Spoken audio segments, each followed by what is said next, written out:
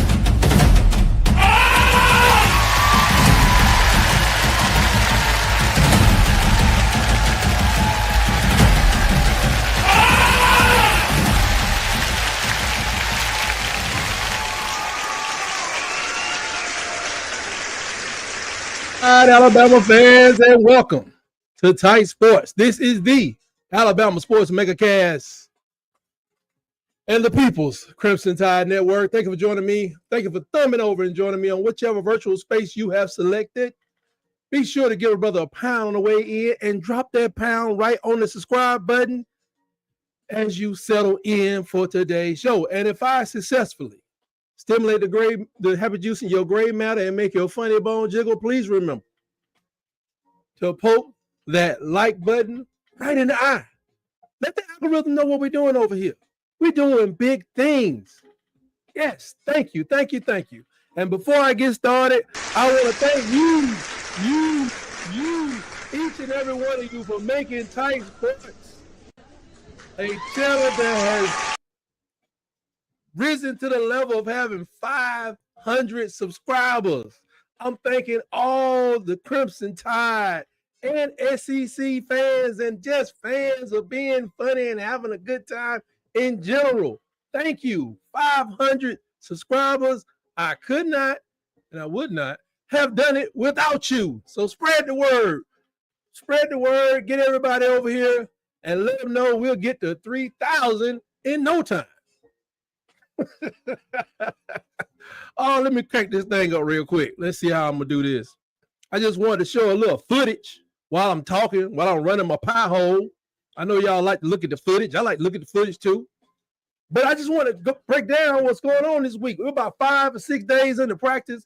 Kevin Deboer had a press conference yesterday, and Kevin Deboer was just telling everybody about his version of the quarterback competition. You know, he's showing improvement. The quarterback's performance is great, particularly completing passes. Come on, man. Hey, I hope so. They had some near misses and they had some connections.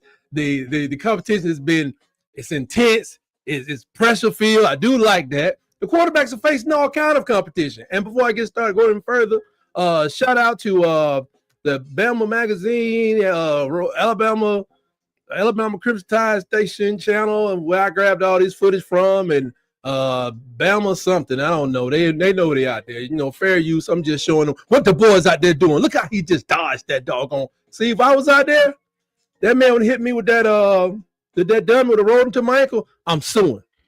I'm just telling you, that's how I'm gonna do it. Now, he emphasized that it was intense pressure for the quarterbacks, and he believed that they're prepared to that pressure will help them in future games. You got to turn the heat up. See, over at Alabama, we realize that pressure creates diamonds, whether it's in the lab or under a mountain. You know, other schools, they like to sit their quarterback on their lap and rock them back to sleep, you know, make sure they're feeling good. But we don't have time for all that because we're trying to win championships over here. We ain't got no time for no foolishness like you do elsewhere. Anyway, moving on. He did give an update. Right now, we got 2 key players that are banged up.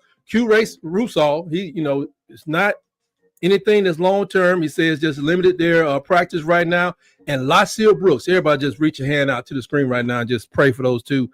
Those guys are going to be key. They're going to make splash plays, like I told you. And I'm going to redo my video. I did the thing. I said Laciel Brooks looked like Jalen Waddle like a year ago. But I'm going to just have to go remind everybody that's exactly who he is. Player development, he just, he got big plays, overall growth. They learn the offense, working well with teammates. I ain't seen enough fights on these videos. I mean, I see the guy go lock up with this guy and they be like, hey, I be wanting to see NFL scrimmages they have, especially when it's against another team. See a lot of fights. I want to see some fights out there. I need to see somebody just sock somebody in the chin strap. You know what I'm saying? Just let them know, man, get up off me. That's just me. I mean, I know they're doing it. They control. They're well-paid teenagers out there, so they probably well-behaved as well. Maybe it's me. I'm kind of ignorant. Anyway, the practice tempo, he said it's been physically and mentally challenging, and they have a strong focus on stamina, which I'll get back to that in a minute. He expressed also satisfaction with the team's ability to maintain that energy and effort throughout longer practices. Yeah, they're getting it in, folks. The pads went on, I think, yesterday. So they're really, banging out there, hitting on each other and all that kind of stuff. The offensive line, that competition is going on. And the guy who's coming out from the wings, I thought it was going to be one of the transfers to take this spot, and he's a transfer too, but he's been in the program for a minute. But Gino Vandermark has seen first-team reps at right guard. I don't know if that's – I can't remember if Cam Dewberry or if that's Jaden Roberts. I don't know what's going on. I mean, but when Gino showed up, he was supposed to be a formidable player. Yeah, he played a lot at Michigan State. He was kind of, noted coming out of high school. Now it's like he's cracking in, or maybe they're just stirring things up. But they did say that Gino is very versatile. He can play anywhere on the interior. He could be a center. He can be your guard, so you got to get him in there so he'll be what? Ready, because we never know what's going to happen. The team is preparing for the Florida State Cinnamon Rolls. I mean, the team is preparing for the Florida State Seminoles on August 30th. We look forward to a nice spirited competition against them. And, as you know, and I've had it here for months now, it's a spirit of optimism, a sense, a spirit, a feeling of optimism. And that spirit is kind of got started last year with Coach David Ballou. He's done some incredible things up there. I don't know if this is normal, but I just saw an article today or yesterday where they were talking about we got four offensive linemen. We got four offensive linemen that are benching over 500 pounds. I mean, that's a little bit above my PR. And we got Jaden Roberts, of course. We said he was squatting 900 pounds, which is anyway. Another thing that's happened is that I don't know how this conversion to the 40-yard dash. I mean, we all know that Hollywood can fly. I told you Lacia Brooks was fastest man on the team. I just straight up guessed and lied to you because they are reporting that Rico Scott, yes, right, folks, Rico Scott, which is why I say that this doggone wide receiver room is ridiculous, as is the defensive back room and the running back room. Now, people just don't know it yet. Rico Scott was clocked at running 23.4 miles an hour. Now, when I was in school, I had one of them bikes with a speedometer on it, and I lived at the top of a big hill. And I came down that hill. And I hit the back of a ramp of a lawnmower, guy cutting lawn, and I hit that ramp and I went up. But I remember before I hit the bottom of the hill, I wasn't going over 20 miles an hour. I flew about 20 yards onto the nicest, plushest lawn, I think, in the state of Alabama. But anyway, David Ballou is instrumental. Just in case you don't know who he is, he's Alabama's director of sports performance. Scotty Cochran's old job. He's a strength and conditioning coach. They just made it sound fancy schmancy because he's probably making just as much money as an Alabama CIO or COO. So when he walked into the room at the end of the season, forget all the pleasantries and stuff. He walked in the room and he looked like he just watched a dynasty take a nap, and he hated every second of it. So his message to the team was toughen up or get left behind. He told the players that if you lack mental toughness, physical edge in 2024, then it's probably not the place for you. So he immediately ramped up our winter workouts. You've heard me say it before, people are picking up weight up here, the good kind of weight, not the stuff I got, the good kind of weight that you need to play SEC football. So the Bama standard in that weight room not only got reinstalled, but it got reinstalled with a sledgehammer. He emphasized strain, grit, edge. 3 words that might as well be just tattooed across everybody's chest, or at least on the Denny Triumphs. It wasn't about lifting heavier or being fast. It was about playing like you got something to prove, and it started in that weight room. And I love it. Y'all know what Coach Cochran did for Alabama. It started in the weight room. It started with the motivation. It started with bringing in Dr. Elko, sports psychologist. If you don't know the story, go look it up. That's where it starts. And some people didn't take too well. It took a while for somebody, as he said, it was said the weak ones was whining and the strong ones woke up. Some people got challenged immediately and they embraced the challenge. And that was the point. Coach Kevin Deboer, to his credit, he gave Ballou full control over the offseason cultural reboot. And he ran every day like it was 4th and 1 against Georgia.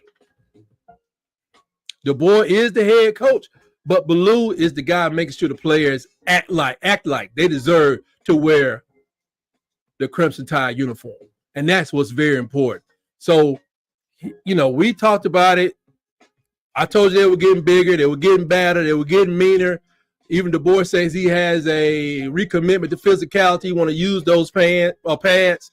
He wants people to be more consistent in what they're doing. And that's what he's doing. Ballou got them lifting, sweating, sprinting, And for those that know what this looked like, they say it looks like 2011 all over again. I'm not there. I'm just reporting what has been reported. And, we may not be fully back, but they're saying the weight room smells like it's back. And that's a good thing in our case. Lord knows we don't want to go back to last year. And you just take a look at the results. Let's see. Caden Proctor is the strongest person on the team on the bench. Let's see, he hitting, what's that, 545? Yeah, he got me by just a little bit. Caden's at 545. So on that scale from here to the subsurface molten lava under my house, that will put him down. I'm down there. I'm up in there though, but I'm not there, of course. Why would I want to? I ain't got no contract. Why would I bench press 500 pounds? That's crazy. But he tossing that ball around like old money. Jaden Roberts, he's in that 500-pound club, and he's in that 900-pound club by himself. That seems a bit ridiculous.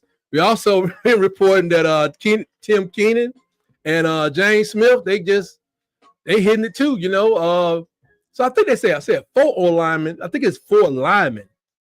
That's why I got confused. It's 4 linemen that are benching over 500 pounds. Tim Keenan and James Smith. But Keenan is squatting for 775 pounds for dessert. Woo! That's what you call getting your iron in. But, people say we need more defensive linemen. I agree because these going to the NFL. These are going to the NFL. So if you want to make the starting lineup, it's back to, I don't care if you 3-star, no-star, walk-on, 5-star, got a big contract, got a Lamborghini. Make sure they work, man. That's what it's about. And when the work pays off and these guys win something, or at least have a great season and win something, and they go to the NFL, I'm not worried about recruiting no more. I ain't worried about recruiting no more because they're gonna know where you want to come. If you don't want to be down with this, you just go somewhere else. Let's get that, strengthen that pipeline back to the NFL. Now, this was unexpected. CBS predicts Alabama's first loss. Golly, first loss?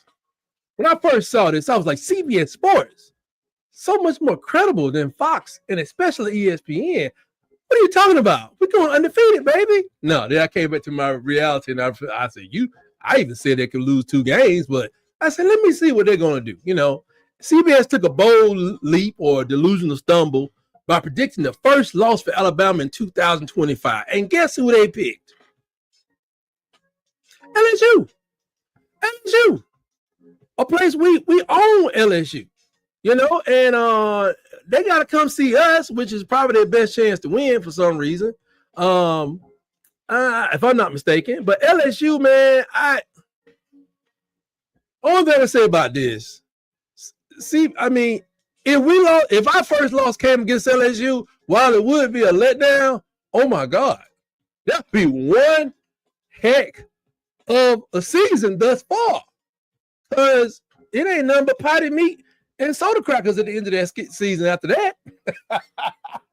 I'm dissing. I shouldn't diss them like that. Iron Bowl is very competitive, but I wouldn't be worried about it. I wouldn't be worried about it. You know what I'm saying? CBS claims Alabama's road slate is loaded, but Alabama doesn't have a back-to-back road game in the SEC, at least, if I remember correctly. The quarterback room, they say is going to be unsettled by week 10. You got to be crazy. That means that they done started Ty Simpson. He didn't work out. Then week 3, 4, 5, they bring in Austin Mack, and he don't work out. And then about 6, 7, we put in Keelan Russell, which that is so crazy. I just don't. I don't even understand that. I don't even see how we get past Ty Simpson and being the starter for the rest of the season. I think Ty could experience a year so good that some people may say, you know what, we need that guy to run our offense here with the Jets. Because man, ain't got nothing else. But they are due for a win down at LSU. We ain't gonna try to give it to them. They like to throw the ball all over the place. But like I said, the DB room is clearly by far as I know, provable. It's provable. It's factual. They are the best room from last season, this season on that team. And even Kane Womack said in his press conference recently, he said the room has improved since last year. Y'all better go look at them stats. The stats of those DBs, the passing yards they gave up, the turnovers they got, the interception. The problem with our defense is up front. The run fits didn't always go our way. Pressure on the quarterback, then we were 69th in sacks. If we could peel that back into the 30s, and then, you know, I think just decrease the average runs per yardage allowed per game on the ground from 140 almost down to 110. You're hoping for 90, but 110, is that worth 1 or 2 more wins? I tend to think so. So CBS didn't say we will lose multiple games, though. I will say that. But they said this is the best shot. This is what they said. This is the SEC's best shot in humbling the Crimson Tide before November. Shot.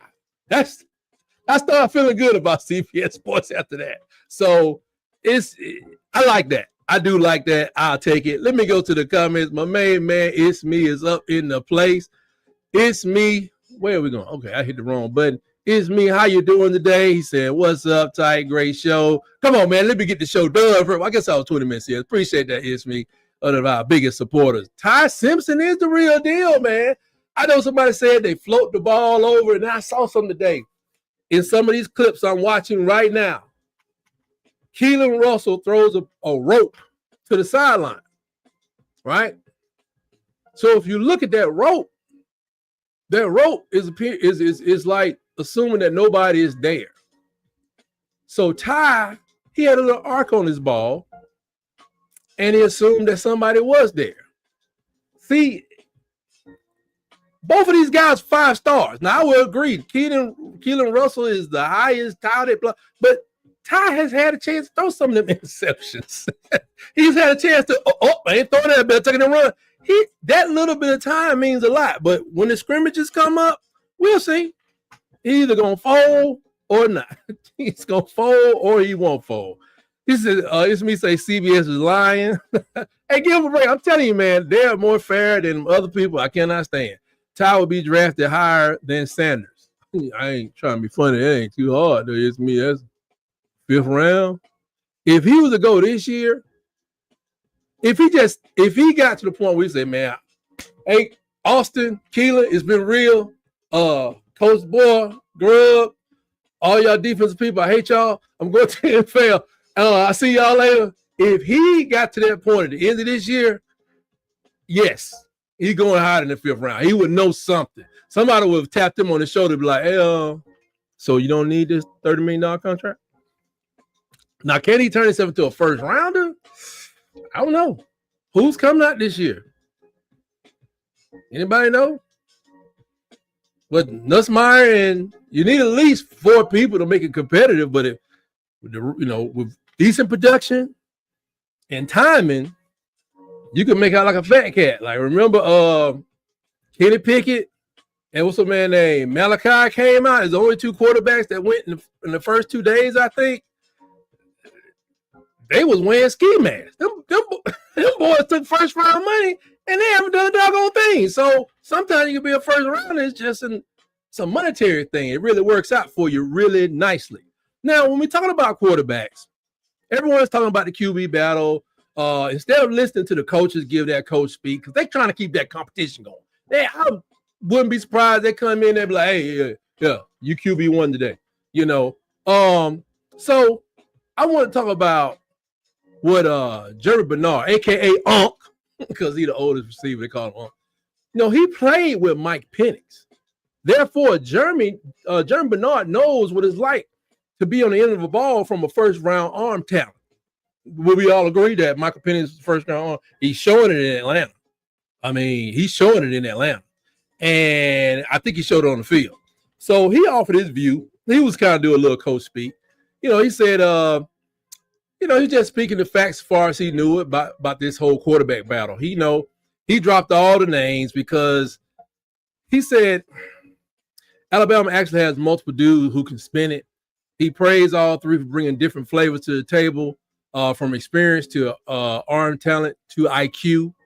And basically, it's a 5-star buffet back there. Now, I know my man Austin Mack was a 4-star, but you got to remember he was a 4-star who came out of high school when he was a junior.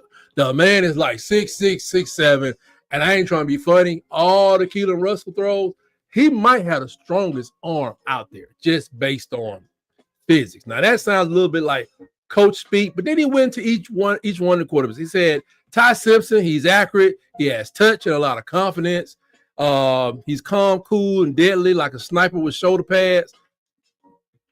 I think that'll get us to a 10 or 11 win season, if that's accurate.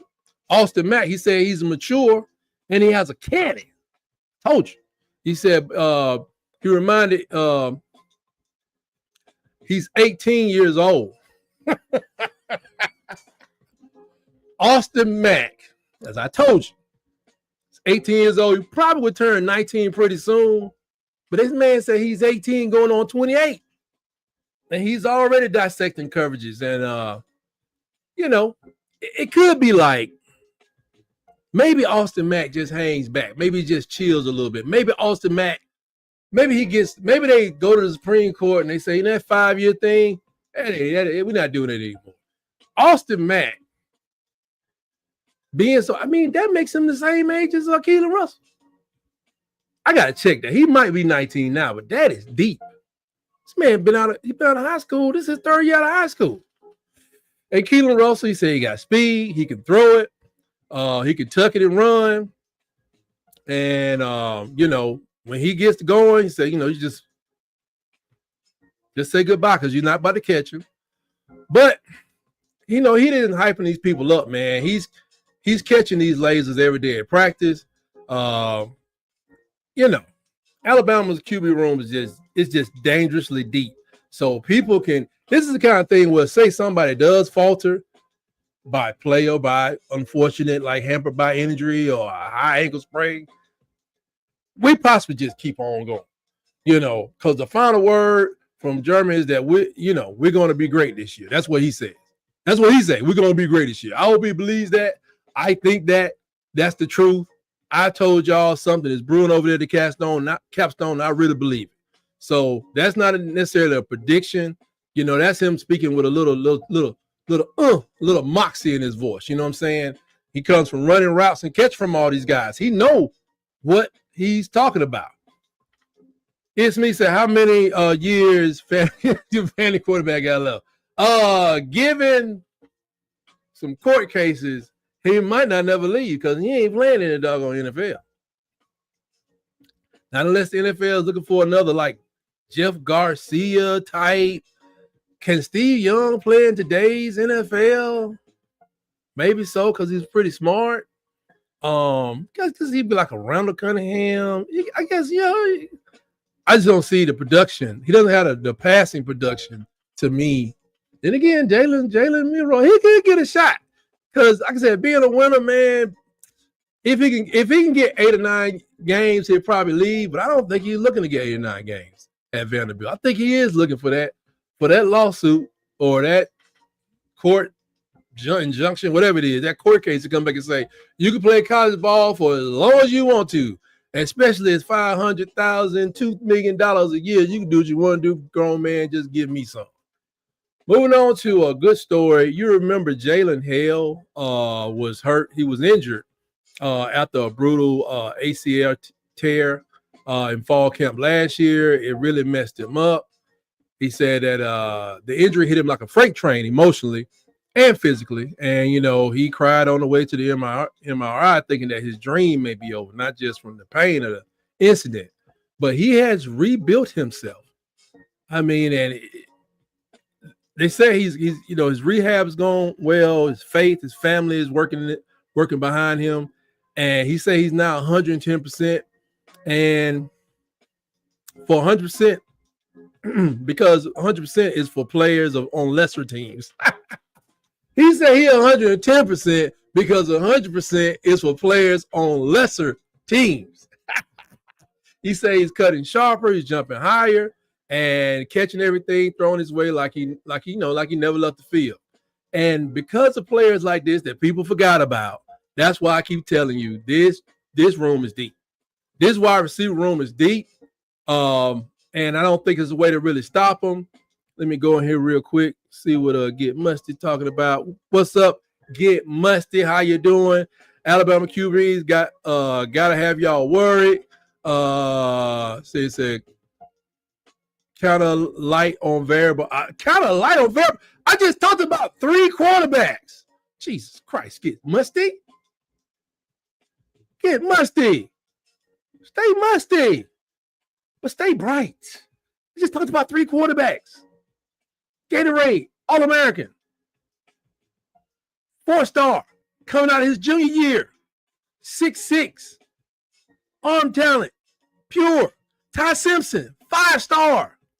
And just in case you think that's up, Deboer, Grubb, offensively gifted at drawing it up. Backfield loaded. Tight ends locked and loaded. Receivers.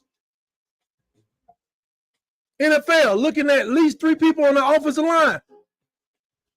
Somebody bring me Trent Dilfer. Trent Dilfer had a lot of NCAA records. I had to look that up. But you know how it was. They thought Trent Dilfer. They thought Brad Johnson. They thought Brad Johnson did do some things in Minnesota. They thought Brad Johnson. They thought what's the guy named Flacco? They wasn't all that prolific of passes. If I could get that kind of year, even my man Jay Coker was on this show. I think it's Cover Crimson. They were talking about it. They said, what kind of season is Ty Simpson looking at? What's his best case scenario? His worst case scenario? Worst case scenario, you go 6-6, and everybody say you stupid. But this best case scenario, they say he could be a Jay Coker. He could be a Mac Jones. I'll take either one. You know what I'm saying? I'll take either one. So come on, Get Musty. Light on options.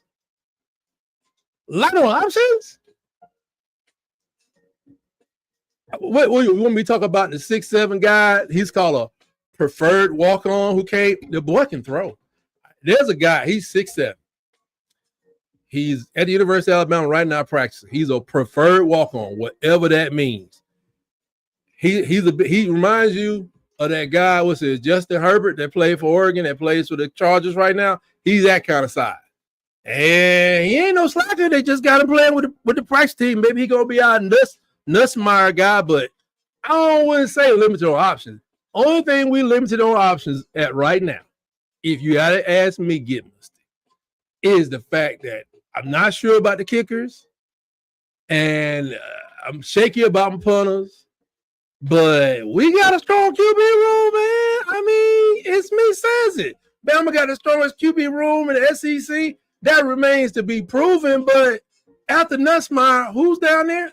Because they lost Underwood to Michigan. Auburn got a couple names to throw around. Georgia, Lane gonna make his quarterback room work. But who is it down there? DJ Lagway in Florida. We know who he is. Who's behind DJ Lagway that everybody's waiting on? Who's backing up my man up there in South Carolina? This is off the top of my dome. We already talked about Pavia. Ain't nobody going to up there to do the people they got there at Vanderbilt right now. None of them going to do what Pavia is going to do. None of them. They twist Brad Sellers. Who going to do what Sellers does up there? There's a young man on his second transfer. I think he's over there. Or did he leave already? But Sellers, what team am I missing? Kentucky? Doesn't even matter. We already know Missouri is struggling. And Texas A&M, I can't name their quarterback. Texas A&M, because I don't know a lot about their team, Texas A&M may have a comparable quarterback room because I don't know who they are. But when I go to Texas, Arch Manning, and who's going to sit there for that foolishness? I mean foolishness because when you going to play behind Arch? There's no competition. Arch done played like 5% of every game last year. He's going to be sitting there this year. And I don't know what year he's on. Does Arch have one more year? So I don't know who's in their room. Am I missing the team? Mississippi State. Does it matter? Arkansas, they lost Jackson. They got a guy there that's coming in. Oklahoma got a quarterback coming in that's real deal. To Washington State kind of coming in that Cam Ward role. He can spin it, but they had to go get him. So who else they got? So get Musty. I'm just saying, think about it, man. I'm just saying ours is unproven. I give you that, but you can't say like, what did you say?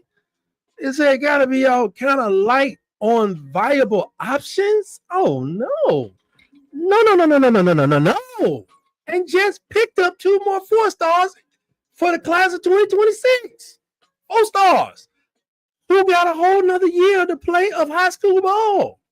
Man, we stacking over here. It may not be that Saban stack you used to, but it's gonna be a different stack. Maybe Saban was one of them, maybe he stacked it like this. I think Deboer may be stacking it in a square. I don't know. We won't find out until the end of the season. And Deboer can only be like, just create your own dynasty. You know what I'm saying? Inside of the dynasty. Create your own legend. We're at a time now. I don't know what Deboer has to do. If he wins 4 championships in this new era NIL in 20 years, is that the same as Saban?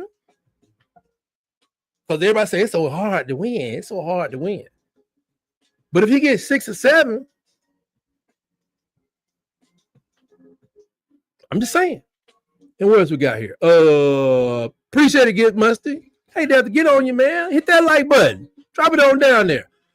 It's me says Bama got the strongest QB room. I'm just saying, on paper, I'm going to agree with it's me. I know they haven't won anything, but I know I can think, because I know I talk to the guys at Auburn a lot, and they talk about Deuce Knight, and they got Jackson Arnold, and they got some other people. But I looked around. I know Nussmeier's down there, but who's behind Nussmeier? Ole Miss going to be good because I think that's what Kiffin does. He makes quarterbacks their best. He just makes them do stupid things like go for it on 3rd and 7 on his own 38. That's the thing. That's the problem he got. Like I said, Texas, I don't know when Art showed up, they ran a bunch of quarterbacks out of the room. And Texas A&M, that remains. I'm not familiar with that team. I do know Oklahoma got their quarterback. Even if Ty come out there and he's like threatening for the Heisman and we go 11-1, it's me, as good as I know. They still gonna say, no, y'all got some work to do. Okay, so yeah. It's me says AU is burning down and they don't want to talk smack about it. They will, but yeah, very large 4 stars. Yeah. And one of the guys we picked up as receiver, he played quarterback on the spare time. This guy, they allowed him to play quarterback only in the second half. Out of Minnesota, he's coming down with us to be a receiver, but he could very well size up and become a tight end. He's very versatile. Viable option. I just have a problem with the viable option. You would say proven options. I'm kind of like, okay, I see where you're coming from. But viable? No, they breathe. They eligible. They there. They throw the ball around. They throwing the ball right here. Everybody out here in this field is a viable option for quarterback. I don't know why people won't believe that. Like we just picking up scrubs and stuff, but they are viable. And you got to remember, Ty Simpson is a Saban recruit. If that mean anything to anybody. But let's see here. The moral of the story, don't count out a Bama baller like Jalen Hale. He's going to do his thing at adversity that he went through. And now he's going to be, he's going to turn that adversity into a highlight reel and make, other DBs look kind of silly on viral clips. I'm telling you, that ball's going to come out of there. These guys are playing 2 and 3 positions. It's going to be something else. I can't wait to see it. That is an awesome comeback story. So defenders, get ready to catch hell from hell. And that's a wrap for me. I got to get out of here. I got a volunteer meeting coming up in about 20 minutes. That's a wrap for me from the newly minted 500 subscriber channel, Tight Sports. Thank y'all. And don't forget to give a brother a pound and pound on that subscribe button. Hit that notification bell so you know when we go live. I got videos dropping. I got all kind of stuff dropping, thoughts dropping. I got things dropping. I come up with a concept. I say I need to drop that. So let people know that I'm out here doing my thing. Tell your friends they can find me on YouTube and Facebook. I'm trying to get back there on X, man, but that is the Badlands show enough, and it ain't good for me. My counsel say leave it alone. Shout out to the Sharp Shooters podcast. Roll, Tide, roll. I'm going to be reaching out to some other Alabama podcasters, see if I can get them in here on a Tuesday or a Thursday to talk to everybody. I do want to say peace to the brothers at Auburn Addicts, Water Cooler Podcast, Bubba and the Old Man. It's SE season with my main man, Tez, Dustin at the Up Tempo Podcast, Dustin, you my boy, Vandy Chris at the Golden Broom. I want to say what's up to all of them.